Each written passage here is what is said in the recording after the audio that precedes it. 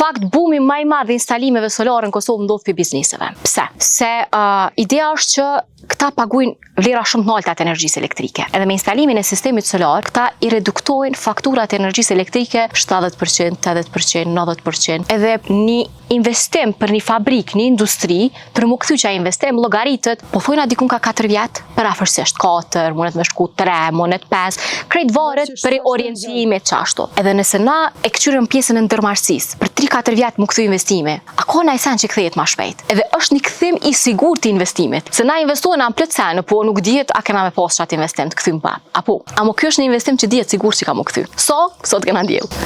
Edhe më nuk ki nevojë më marr me atë. Çashtu, do të thonë edhe plus tjetra çka ndodh. Nuk afektohemi shumë për ndryshimin e çmimit të energjisë elektrike. Për shkak që pjesën më të madhe të energjisë elektrike jena ato e gjeneruar më vet. Edhe nëse ndryshon tepër shumë çmimi i energjisë elektrike, që prapë po thojmë është e pashmangshme që ajo rritje e çmimit të energjisë, nuk është që na kena mu penalizuar çat shumë për ndryshimin e çmimit të energjisë elektrike.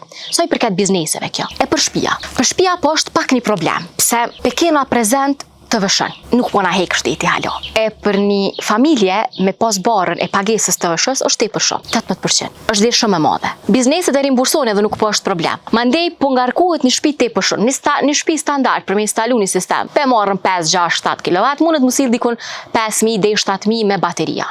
Është si vlerë fillestare pak e papërballueshme, sidomos për ekonominë e rënduar na që na e kena si qytetarë.